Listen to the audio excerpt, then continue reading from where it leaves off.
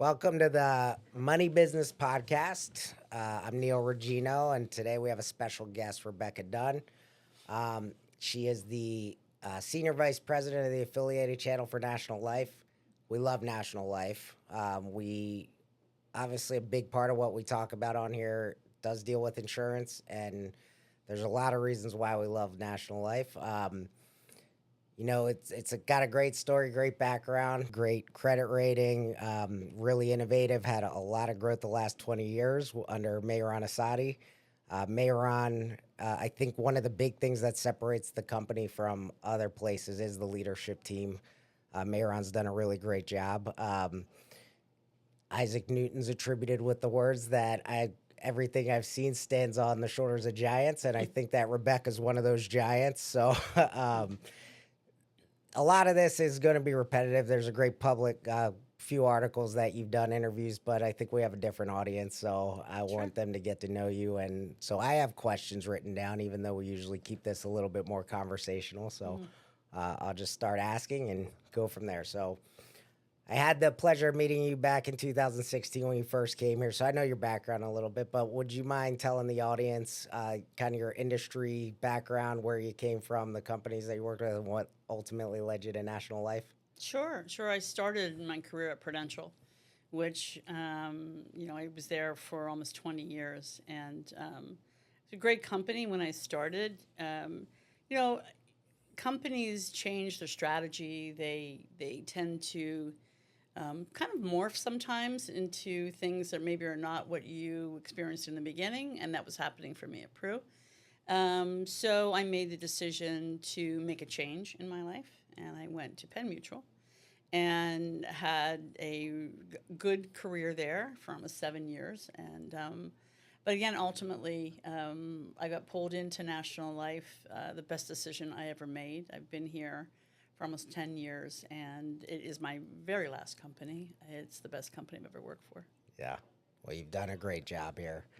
To take it back, I know your pedigree if you want to share where you came from, but what ultimately led you into this industry? Because I know it wasn't what you initially wanted. So, No, it wasn't. I think like most, I'm one of 8 children, and I think like most children, they want to carve their own path. My father has been in the insurance industry my whole life. I'm a third generation, I would say, a little bit of an insurance brat. His uncle got him started in the industry, and he was a general agent for Prudential for 44 years, one of the longest standing GAs in the same location.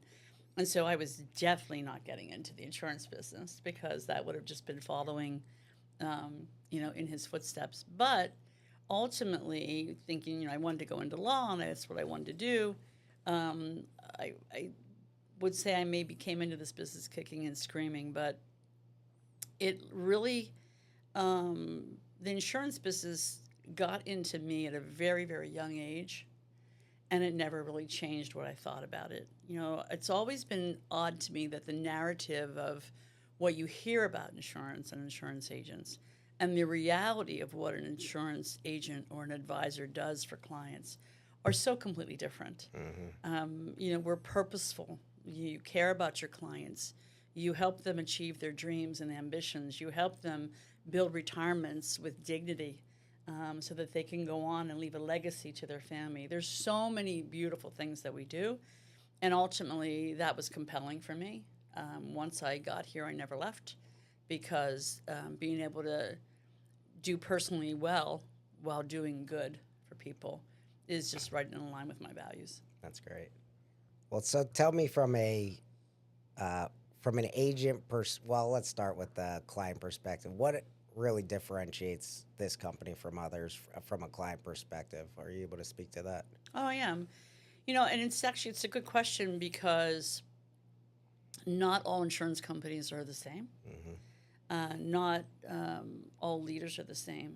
And I think creating a congruent value story is very, very difficult to do. I think National Life has done that exceptionally well because it's not hard. It's what we believe. We are a purpose-driven, mission-oriented company. And what that means to people, if you're a client, is that we think about our community, what our community needs, what our clients need, what our purpose is when we're talking about what we do, and then we bring that into our company and we structure our strategy, the way we bring our solutions to the market based upon the need, versus companies that say, well, this is what, we want to make money this way, we want to do something that way, and they design what they want internally, and then they push that out to the community and deliver it. We don't do that.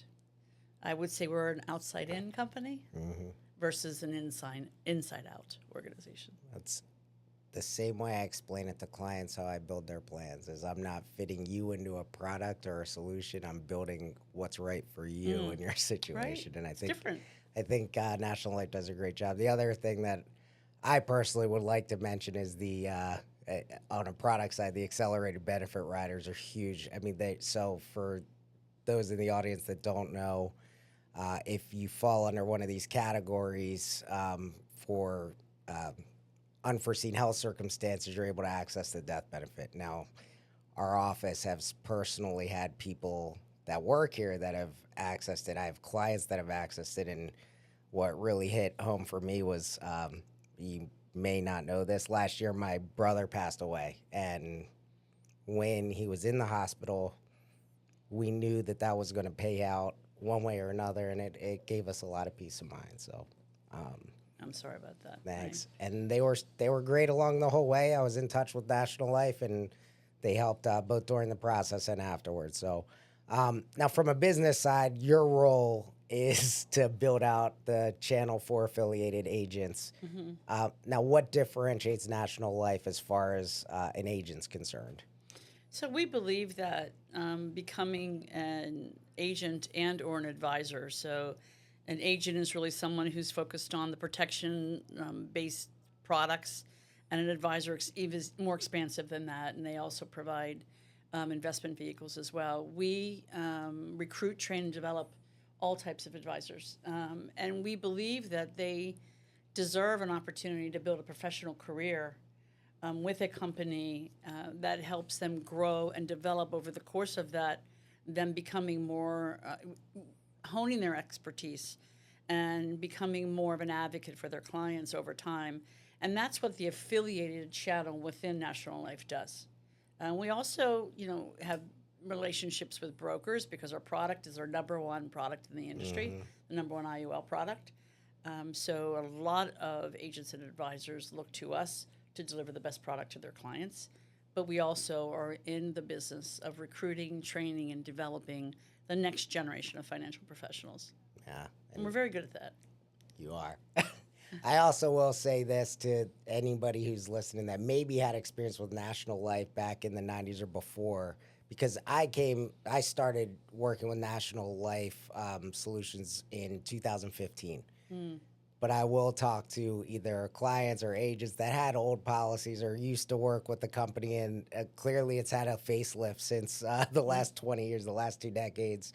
It's one of the reasons you've had such incredible growth. But I'd say it's definitely worth taking a look and having a conversation if they haven't looked at it recently, because since I've been here, it's been an amazing place to work with. So Look, you have to evolve like anything. Yep. I mean, we're a 177-year-old mutual company.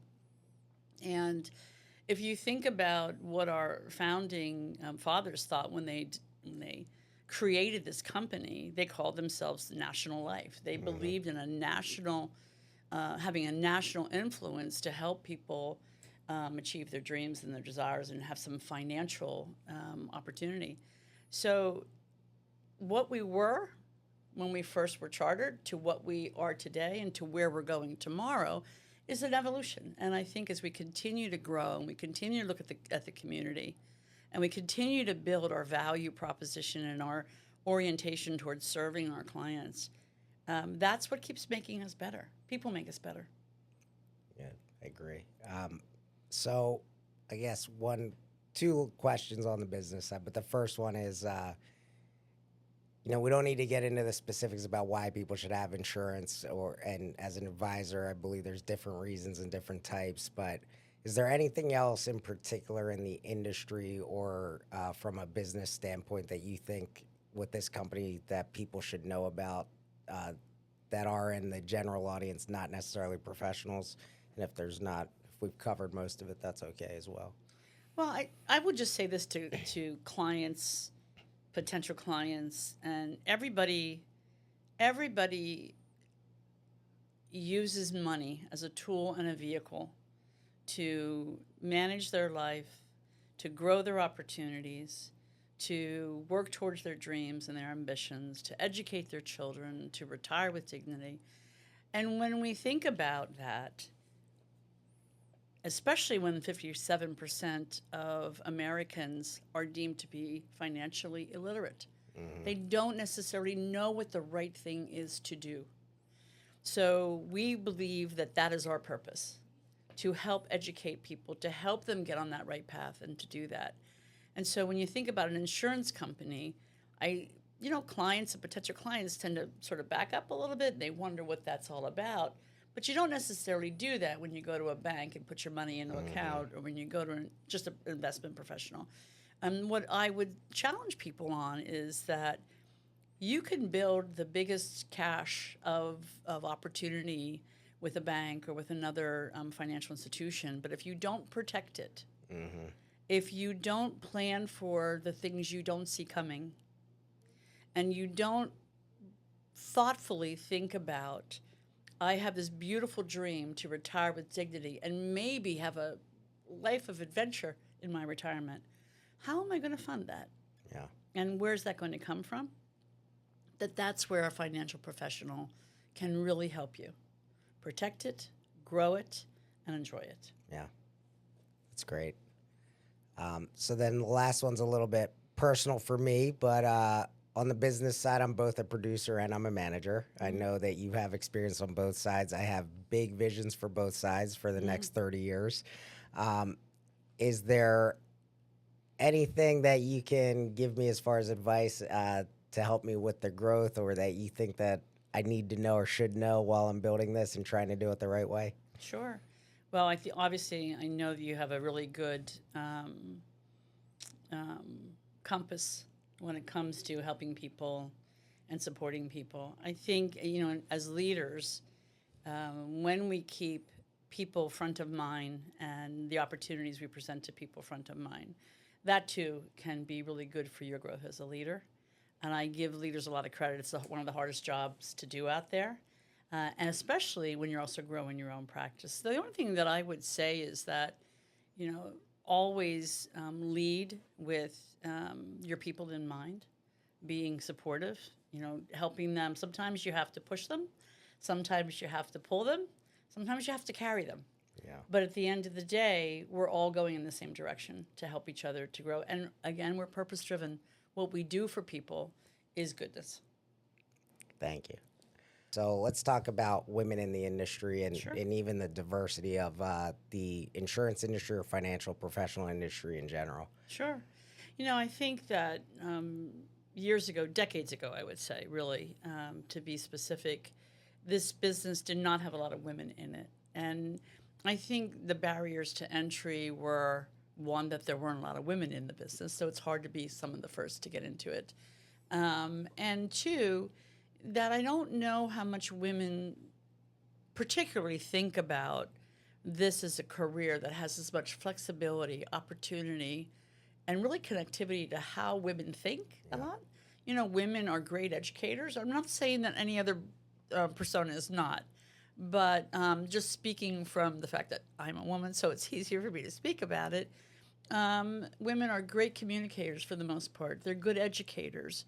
They have an empathy and a way of working with families on the softer things about dreams, ambitions, protection, family values, great raising a family.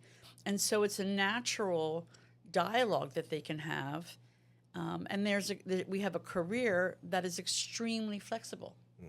You could put your children on the bus or, drive them to school, jump into your career for a couple hours, go back out, pick the kids up, do if that's what you want to do. Or you could have 2 or 3 different types of jobs and look at this as a way of adding value to people's lives, doing goodness for your communities, and growing another aspect of your career if that's what you want. It's extremely flexible that way. And I really want to encourage not only women, but our ethnic communities are the fastest growing populations in America. What a great way to get into a career to help your community. Because whether if you have in-language needs, we offer in-language material, in-language support through our sales desks. We have in-language speaking agents, advisors. So it's a very, very specific focus of ours that we want to address our community, all of our community.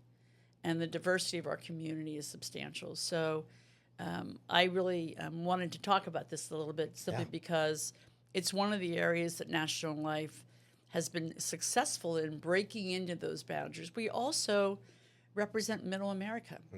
It's the most underserved population of the United States. It's where you see a lot of ethnic communities, people building a better life, whether it's young people starting a life together, whether it's an emerging affluent, whether it's a fireman and a policeman, woman, it doesn't matter. Those are the people that we want to talk to, a teacher, a nurse. That's Middle America. That's who made our country great. We want to make sure that we continue to support them. And what better way than finding a professional career in what we do? Yeah, I actually would like to say two things on that. I have a fairly large Asian market, and your company, National Life, has been amazing for that because of you have materials in their language, you have agents in their language, you have representatives when they call in that can talk to them, and that's been really beneficial for my business and for helping them and being able to relay that information. From the female front, I think first of all, I thought this career was perfect for me because the aging population of the financial advisor in general. I think when I started, the average age was something like 65 years old.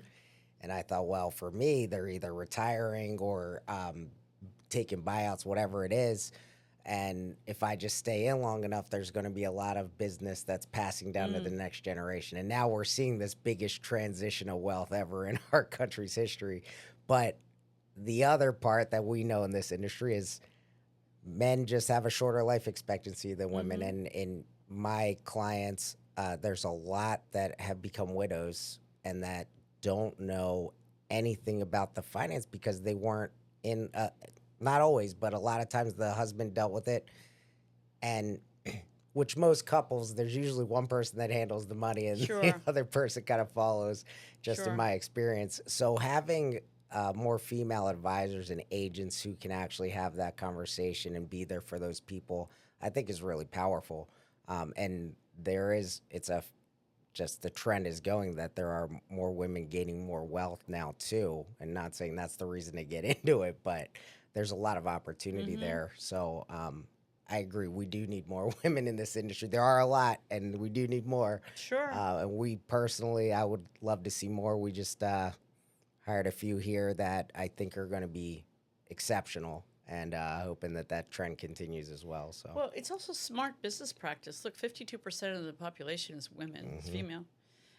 So why wouldn't if you want your business to reflect the communities you serve, why wouldn't you do that? Number one, you mentioned the intergenerational wealth transfer that's happening. It is a tsunami wave of over $33 trillion of money that will transfer from generation to generation. And the majority of that money is going to women because they do live longer than men. My husband says it's because men choose to die earlier, but it is going to women. But another fact that is really unfortunate and a bit uncomfortable is that over 70% of women fire their advisor at the death of their spouse because they have not been included in some of the important decisions.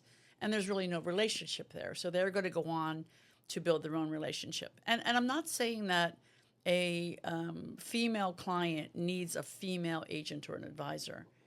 What I'm more focused on is that you are part of a broader community. If you're looking for a job opportunity or a professional career that is purposeful, that's mission-oriented, and adds value to the community while building a very good, lucrative career for yourself at the same time, then you need to look to this profession because it has all those elements of helping the people around you, building a great life for yourself, and addressing the needs.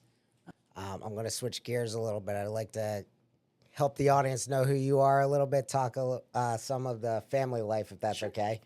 So I know you're married and have some kids, and do. wanted to. I don't know much about them, so I want to Yeah. know what they're like. What are you proud of? What do they do? I've got fantastic children. I've been married for with my husband over 30, almost 38 years. Sometimes like I don't know how we got here, but we did. We have 4 children, 2 boys, 2 girls, all raised pretty much on the East Coast, and now 3 of those 4 are in California. Yeah. So I'm going to be like a bi-coastal mom for a while, and my oldest son is in Indiana. Nice. So youngest daughter recently got married, and so we had a wonderful celebration in Australia. But I'm really proud of my kids. They're strong. They're focused. They have a nice relationship with each other. Yeah. And they're really good people. So that's all you really want, is them to be good humans, and they are. I'm going to ask you some questions about that a little bit later now that I'm a dad, but before we get to that, so this one's important to me. So my 2 brothers and I grew up in a single mother household. I say everything good about me came from my mom. Everything bad came from my own doing, but I know you have a similar affinity towards your mother. I'd like to know a little bit about her. My mother was one of the most loving, charming, kind women who had a backbone of steel. And she would do anything for her children. She lived for her children. And the one thing that anchored each and every one of us was knowing that we were deeply, deeply loved. Yeah. And I think and she led with love. No matter whatever she did, that's how she approached life. And we lost her when she was 80. And what was amazing to me, as people get older, I think their world becomes a little smaller. But my mother's memorial service, her celebration of life, had over 100 and some people in the room. People that, like the man who mowed her grass twice showed up because she had such an impact on people. And what her legacy said to me was, when you lead with love, again, and purpose and kindness, that's what can you do wrong at that point? That says a lot to have that many people when you're that age. I've noticed when you're younger, you tend to have more people attend your funeral than as you get older, Yeah. people start passing, but that says a lot Big in impact. itself. So this one, as a relatively new parent, I'd love to have some insight. So I have a daughter, Zoe. She's 19 months old now. So what do you think are the most important lessons instilling your children, or is there any advice you can offer someone like me to make sure your child has a great life, but is also a contributing member of society? So I do plan on having a second in case I mess up on the first try, but yeah, I'd love to hear your advice, Yeah. given that you have 4 wonderful children. Yeah. I think that obviously I just said it too about leading with love. I think it helps children feel safe and secure, and helps them take chances in terms of the fact that they have a bit of a safety net. And I think you need to teach your children to be independent. Let them do the things themselves. Let them, fall. Let them understand that, that they are powerful. They are capable. And you have to sort of, gradually help them, age appropriately. But I think sometimes when we do too much for them, we coddle them and we protect them, that they almost start to wonder, well, maybe I can't do this, or I'm not ready for that, versus saying, go. I mean, what's the worst that could happen?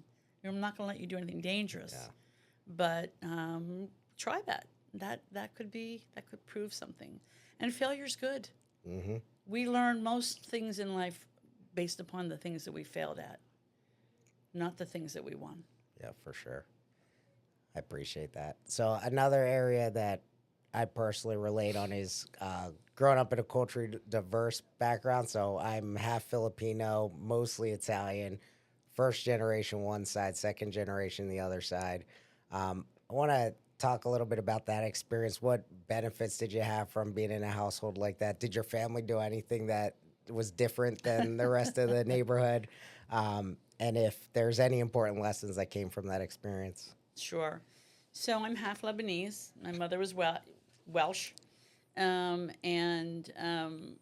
we grew up in a cultural household in terms of I grew up eating Lebanese foods. My mother learned how to cook Lebanese food wonderfully, and my grandparents spoke broken English. There were a lot of Lebanese traditions growing up, and it was just the framework that I came to understand the world was like. Real quick little funny story. My youngest daughter, I mean, my children love Lebanese food. That's what they grew up on. And you know, all the different culture elements of being from a different country, just they inform your way of thinking about things. And so she took her lunch to school one day, and there were rolled grape leaves in there I and was some gonna other say things. that's what Yeah, we used to eat. yeah. And she's at lunch, and the kids made fun of her. Yeah. And they said they looked icky, and why are you eating that, whatever. And she came home and she said, you know, I don't want to take that anymore. Please don't put that in my lunch. I said, well, don't you like them anymore? And she said, no, but you know, I don't want them. And so we got it out of her that they were making fun of her. And I said, well, you know, at some point, are you going to have to change everything about yourself so that things work out well for you at school? I said, you love them. You love grape leaves. You love the food you eat. And she didn't stop taking it. And Yeah. it was fine. But I think that's an example of how you know, kids will make fun of things that are different. People won't understand you. You may, I can understand anybody no matter how broken their English is. Yeah. That's a superpower I have right now from growing up in a family that, you know, my grandparents spoke very broken English. So I think that we just have to learn and teach them to adapt. By the way, next time you're here, if you have time, there's a Lebanese. It's a restaurant and supermarket down the street from here. Oh, I'm there all the time. They're the best kibbe Oh, do you? Okay, ever. never mind. Yeah, it's awesome. So I How far actually is that from here? about 5-10 minutes. I think I might Like, get to it's go one exit up the. stop there on the way home. But Is so it Terminal Market? no, actually, there's one in Broomall. Oh, there is. One exit up. Yes. So my family. I have a grandfather from Lebanon, so Well, I didn't know or that. sorry, great grandfather. So I actually received a scholarship in college for being Arabic. But my grandmother used to make Lebanese food, and the grape leaves I remember Yeah. a lot. Yeah. So anyway, That's great. so you've got a huge amount of responsibility, both personally and professionally. What do you do to unwind? What's your go-to? How do you like to spend your free time? Yeah. I love to cook. Yeah. And it's for me, I could be in the middle of a big family event, but if I'm cooking, I'm there, but I can be in my own space. I do like to read. I like to do that. So I don't have a ton of free time, but I like to be with my family as Yeah. well. So those are the things that I really enjoy. It's part of your culture too. Yeah. That's the funny thing with me. The Filipino and Italians have very similar culturally. I mean, just the way that family's always first, no matter what. Everybody would always say with an Italian grandmother, was she one of those people that never made you stop eating when you were in the house? And I was like, my Filipino grandmother was way worse, way worse. I could just get done a meal and she'd already be cooking more food for the next yeah, one. absolutely. But It's love is actually that's how they show their know. love, right? It's a love Yeah. language. yeah. So from an industry standpoint, I see your ability to lead and grow efficiently and effectively. I think a lot of people do, it's kind of, you're at a crazy point where thousands of people know who you are in this industry. And you probably never thought about that, but not just at National Life, but people outside know who you are and the other companies that you worked at. But, you can gather, I have a lot of admiration and respect for you professionally, but on the personal side, is there anything that you want people to see about you that maybe they don't normally get to catch a sight of?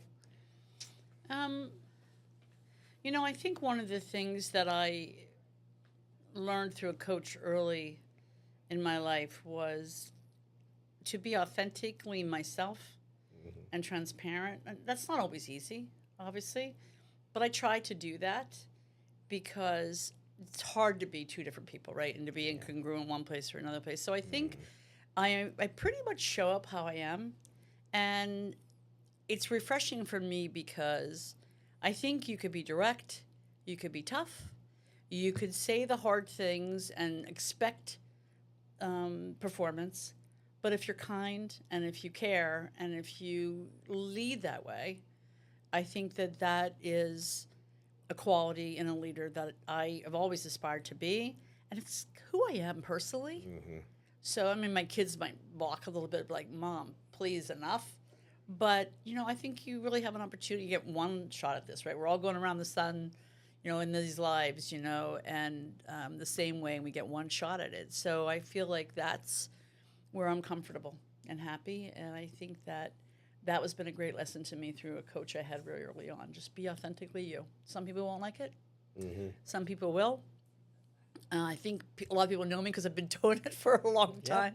So I'm not young in this business, but I look at this business with a very young heart because we still are one of the few companies and one of the few industries that really do so much for people and for the country. That's great. Well, I really appreciate you taking some time out of your day. I know your schedule is jam packed, and really looking forward to what else you can do here and the growth of your company, the growth of my business, and continue working together. So, again, thanks for giving us the time, and appreciate everybody for listening or tuning in. And we'll see you on the next one. All right. Thanks. Thank you. Thank you.